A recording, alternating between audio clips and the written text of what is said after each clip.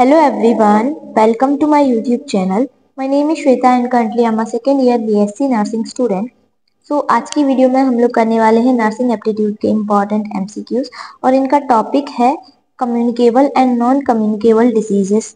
अभी आपके पास लगभग 2 मंथ्स है, उनसे भी थोड़ा सा कम है। अभी आप लोग अच्छे से प्रिपरेशन करिए। बाकी आपको अगर किसी भी चीज़ में डाउट आ रहा है तो आप लोग से पूछ सकते हैं। अभी हम वीडियो स्टार्ट कर रहे हैं। यहाँ पे फर्स्ट क्वेश्चन है हमारा, what is the primary difference between communicable and non communicable disease? संक्रामक और गैर संक्रामक रोगों के बीच मुख्य अंतर क्या है? ऑप्शन ए है mode of treatment, option B है cause of disease, option C है mode of transmission and option D है सीवियरिटी ऑफ सिम्टम्स। हिंदी में ऑप्शन ए है उपचार का तरीका, ऑप्शन बी है रोग का कारण, ऑप्शन सी है संचरण का तरीका एंड ऑप्शन डी है लक्षणों की गंभीरता। अगर हम बात करें कम्युनिकेबल और नॉन कम्युनिकेबल में मेनली क्या अंतर होता है, तो अंतर क्या होता है इनका मोड ऑफ ट्रांसमिशन, मतलब किस तरीके से ये फैलते हैं, किस तरीके से ये फैल रहे हैं, वो उसी पे डिपेंड करता है कि ये कम्युनिकेबल है या नॉन कम्युनिकेबल है। नेक्स्ट क्वेश्चन है, which of the following is a vector borne disease? निम्नलिखित में से कौन सा वेक्टर जनित रोग है? ऑप्शन ए है ट्यूबरकुलोसिस, ऑप्शन बी है मलेरिया, ऑप्शन सी है हेपेटाइटिस एंड ऑप्शन डी है आपका डायबिटीज। इनमें से पूछा गया है कौन सा वेक्टर जनित रोग है या फिर कौन सा ऐसा रोग है जिसको फैलाने के लिए हमें किसी कारक की आवश्यकता होती है। यहाँ पे ऑप्शन है आपके ट्यूबरकुलोसिस, मलेरिया, डायबिटीज और हेपेटाइटिस। राइट आंसर क्या होगा इसमें? आपका राइट आंसर जो है वो होगा मलेरिया। ऑप्शन बी है करेक्ट आंसर हो जाएगा। नेक्स्ट क्वेश्चन है, which microorganism cause tuberculosis? किस माइक्रो ऑर्गेनिज्म, किस तपेदिक, किस सूक्ष्म जीव द्वारा होता है? ऑप्शन ए है वायरस, ऑप्शन बी है बैक्टीरिया, ऑप्शन सी है फंगाई एंड ऑप्शन डी है पैरासाइट। जो टीबी होता है, ट्यूबरकुलोसिस होता है, वो किस सूक्ष्म जीव के द्वारा होता है? ये किसके द्वारा होता है? ये होता है आपका बैक्टीरिया के थ्रू। और बैक्टीरिया कौन सा होता है? माइकोबैक्टीरियम ट्यूबरकुलाई।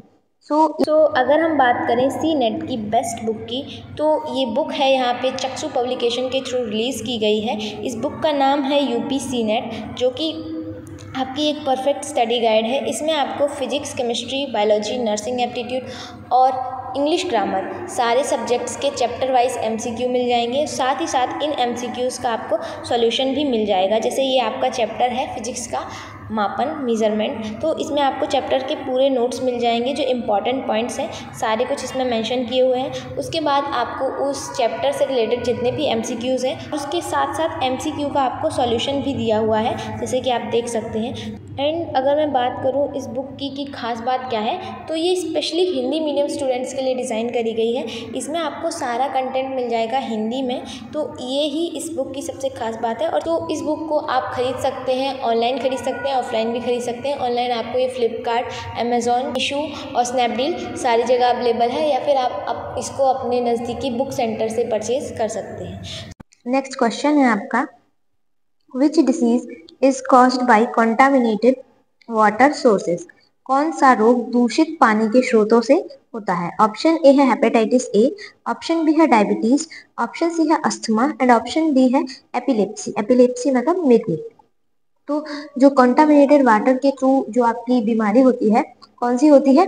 हेपेटाइटिस। हेपेटाइटिस जो होती है मेनली कंटामिनेटेड वाटर और फूड कंज्यूम करने से होती है। और कैसे? ओरल और फीकल रूट से, मतलब आपका जो फीकल मटेरियल रहता है उसके थ्रू ये बीमारी ज्यादा फैलती है। नेक्स्ट आंसर क्या होगा यहाँ पे? Hepatitis A. नेक्स्ट क्वेश्चन है, what is the most effective prevention method for airborne disease like कोविड-19? वायु जनित रोगों जैसे कोविड-19 की रोकथाम का सबसे प्रभावी तरीका क्या है? ऑप्शन ए है वैक्सीनेशन, ऑप्शन बी है safe sex practices, option C है wearing mask and option D है अवॉइडिंग सुगरी फूड्स। वायु जनित रोग जैसे कि आपका कोविड-19 हो गया, तो इनकी रोकथाम का सबसे बेस्ट मेथड क्या है? तो यहाँ पे सबसे बेस्ट मेथड क्या होगा? मास्क पहनना। अगर हम मास्क पहनेंगे तो बहुत सारी एयरबॉर्न डिसीज से हम बच सकते हैं। नेक्स्ट क्वेश्चन है, which of the following disease is sexually transmitted? तो निम्नलिखित में से कौन सा रोग यौन संचारित है? ऑप्शन ए है चिकन पॉक्स, ऑप्शन बी है सिफिलिस, ऑप्शन सी है इन्फ्लुएंजा एंड ऑप्शन डी है अस्थमा। तो कौन सा रोग यौन संचारित है? तो यौन संचारित रोग का एग्जाम्पल होता है सिफिलिस। तो सिफिलिस किस वजह से होता है, मतलब किस टाइप की डिसीज है ये एक सेक्सुअली ट्रांसमिटेड डिसीज है। नेक्स्ट क्वेश्चन है आपका, which of the disease is classified as blood borne disease? निम्नलिखित में से कौन सा रक्त जनित रोग है? ऑप्शन ए है हेपेटाइटिस सी, ऑप्शन बी है ट्यूबरक्लोसिस, ऑप्शन सी है मलेरिया एंड ऑप्शन डी है पोलियो। तो कौन सा ब्लड बोर्न डिसीज है यहाँ पे? तो कौन सा होगा? ये होगा आपका हेपेटाइटिस सी। नेक्स्ट क्वेश्चन है, what is the primary cause of malaria? Malaria का प्राथमिक कारण क्या है? ऑप्शन है आपके, ऑप्शन ए है वायरस, ऑप्शन बी है पैरासाइट, ऑप्शन सी है बैक्टीरिया एंड ऑप्शन डी है फंगल। तो मलेरिया का प्राथमिक कारण क्या है? पैरासाइट। क्या है? पैरासाइट। ऑप्शन बी जो है वो करेक्ट आंसर हो जाएगा। नेक्स्ट क्वेश्चन है, which of the following is not a symptom of communicable disease? निम्नलिखित में से कौन सा संक्रामक रोगों का लक्षण नहीं है? ऑप्शन ए है फीवर, ऑप्शन बी है स्किन रैश, ऑप्शन सी है कफिंग एंड ऑप्शन डी है हाई ब्लड प्रेशर। तो इनमें से कौन सा जो है संक्रामक रोग का लक्षण नहीं है? तो कौन सा लक्षण नहीं है? High blood sugar. Option D जो है वो आपका करेक्ट आंसर हो जाएगा। नेक्स्ट क्वेश्चन है, which prevention major is most effective for vector borne disease? Vector जनित रोगों की रोकथाम का सबसे प्रभावी उपाय क्या है? ऑप्शन ए है वैक्सीनेशन, ऑप्शन बी है using insect repellents, option C है washing hands frequently and option D है ड्रिंकिंग क्लीन वाटर। तो क्या होगा इसमें सबसे प्रभावी उपाय? ये होगा कीटनाशकों का उपयोग करना या फिर using insect repellents. Next question है, which type of disease is poliomyelitis? Poliomyelitis रोग किस प्रकार का रोग है? ऑप्शन ए है फूडबॉर्न, ऑप्शन बी है एयरबॉर्न, ऑप्शन सी है वाटरबॉर्न एंड ऑप्शन डी है ब्लडबॉर्न। तो जो पोलियोमाइलिटिस है ये किस प्रकार की आपकी डिसीज है? एयरबॉर्न। किस प्रकार की डिजीज है? एयरबॉर्न। ऑप्शन बी जो है वो करेक्ट आंसर हो जाएगा, वायुजनित।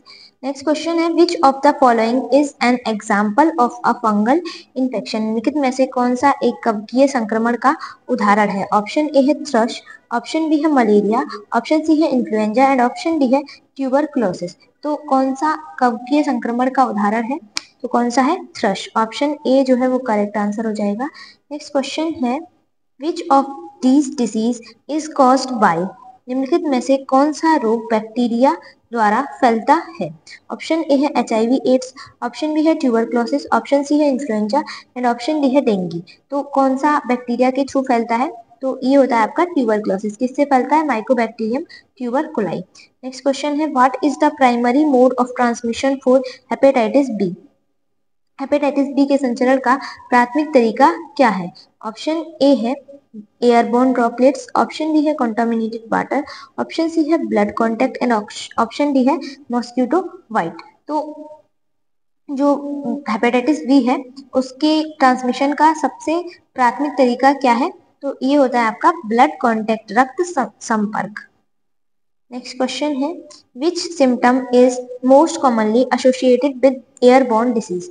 वायु जनित रोगों का सबसे सामान्य रूप से जुड़ा लक्षण कौन सा है? ऑप्शन ए है वॉमिटिंग, ऑप्शन बी है स्नीजिंग, ऑप्शन सी है skin rash and option D है जॉइंट पेन। तो वायुजनित रोगों से जुड़ा सबसे सामान्य रूप से लक्षण कौन सा है? तो ये है आपका स्नीजिंग। ऑप्शन बी है जो वो करेक्ट आंसर होगा, छींकना। नेक्स्ट क्वेश्चन है, which of the following disease is preventable by vaccination? निम्नलिखित में से कौन सा रोग टीकाकरण से रोका जा सकता है? ऑप्शन ए है मीजल्स, ऑप्शन बी है डायबिटीज, ऑप्शन सी है हाइपरटेंशन एंड ऑप्शन डी है अल्जाइमर्स डिसीज। निम्नलिखित में से कौन सा रोग टीकाकरण से रोका जा सकता है? तो कौन सा रोग रोका जा सकता है? खसरा। जो मीजल्स है उसको हम रोक सकते हैं अगर हम वैक्सीनेशन करवा ले तो। नेक्स्ट है, which disease is not classified as communicable disease? कौन सा रोग संक्रामक रोगों में वर्गीकृत नहीं है? ऑप्शन ए है इन्फ्लुएंजा, ऑप्शन बी है चिकन पॉक्स, ऑप्शन सी है coronary artery disease and option D है हेपेटाइटिस ए। तो कौन सा इसमें से संक्रामक रोग नहीं है? तो ये है आपका कोरोनरी धमनी रोग या फिर कोरोनरी आर्टरी डिसीज। ये जो है वो आपका कम्युनिकेबल डिसीज नहीं है, क्योंकि ये जिस पर्सन को होगा उसी को अफेक्ट करेगा। अगर वो पर्सन किसी और से कांटेक्ट में आ रहा है तो उसको कोई प्रॉब्लम नहीं होगी। नेक्स्ट है, which microorganism cause the most common cold. सामान्य जुकाम किस सूक्ष्म जीव के कारण होता है? ऑप्शन ए है बैक्टीरिया, ऑप्शन बी है वायरस, ऑप्शन सी है पैरासाइट एंड ऑप्शन डी है फंजन। तो जो सामान्य जुकाम होता है वो किस वजह से होता है?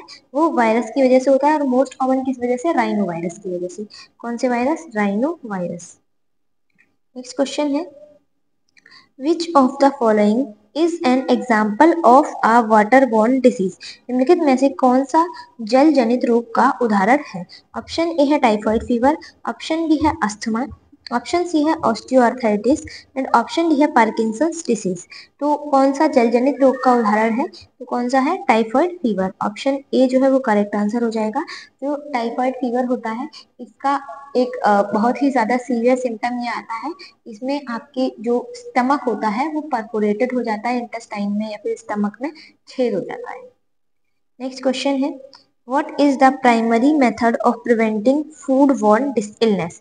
खाद्य जनित बीमारियों को रोकने का प्राथमिक तरीका क्या है? ऑप्शन ए है वैक्सीनेशन, ऑप्शन सी है वॉशिंग हैंड, ऑप्शन डी है proper food handling and cooking, उचित खाद्य प्रबंधन और पकाना, ऑप्शन डी है वेयरिंग मास्क पहनना।